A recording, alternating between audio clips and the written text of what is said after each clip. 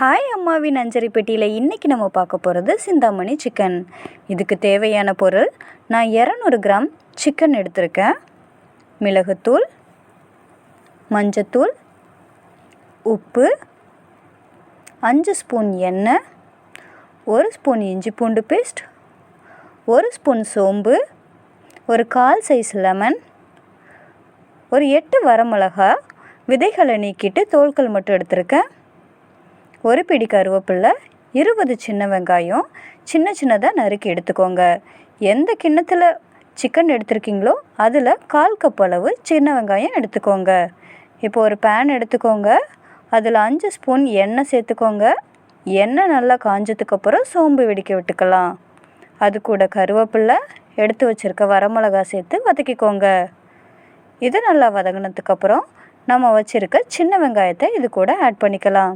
சின்ன வெங்காயம் 1/4 கப்பில் 1/2 கப் அளவு கூட எடுத்துக்கலாம். இது நல்ல டேஸ்ட்டாக கொடுக்கும். வெங்காயம் நல்லா கோல்டன் ப்ரௌனில் வந்ததுக்கப்புறம் இது கூட 1 ஸ்பூன் இஞ்சி பூண்டு பேஸ்ட்டு ஆட் பண்ணிக்கலாம். இது நல்லா வதங்கினதுக்கப்புறம் இது கூட நம்ம வச்சுருக்க சிக்கனை சேர்த்துக்கலாம். சிக்கனுக்கு தனியாக தண்ணி தெளிக்க தேவையில்லை. அதில் உள்ள தண்ணியே போதுமானது. அப்படி உங்களுக்கு பத்தலைன்னு தோணுச்சுன்னா ஜஸ்ட்டு தெளித்து மட்டும் விடுங்க.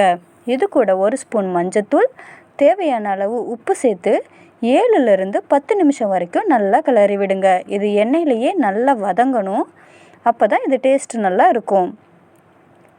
இது வதங்கினதுக்கப்புறம் அதுக்கப்புறம் ஒரு 10 நிமிஷம் இடைவிடாமல் கிளறிக்கிட்டே இருங்க. மூடி போட்டுட்டு 1 நிமிஷத்துக்கு ஒரு தடவை கிளறி விட்டுக்கிட்டே இருங்க. இது நல்லா கோல்டன் ப்ரௌன் வந்துருச்சுன்னா ரெசிபி ரெடி ஆகிடுச்சுன்னு அர்த்தம். ஃபைனலாக 2 ஸ்பூன் மிளகுத்தூள் ஆட் பண்ணிக்கோங்க.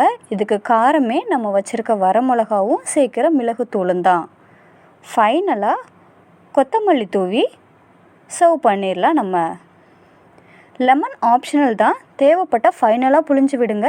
தேவையில்லை அப்படின்னா விட்டுறலாம். இது தயிர் சாதம், லெமன் சாதம், சாம்பார் இதுக்கெல்லாம் செம்மையான காம்பினேஷனாக இருக்கும். இதை நீங்கள் உங்கள் வீட்டில் ட்ரை பண்ணி பாருங்கள். ட்ரை பண்ணி பார்த்துட்டு எப்படி இருக்குன்னு கமெண்ட்டில் சொல்லுங்கள்.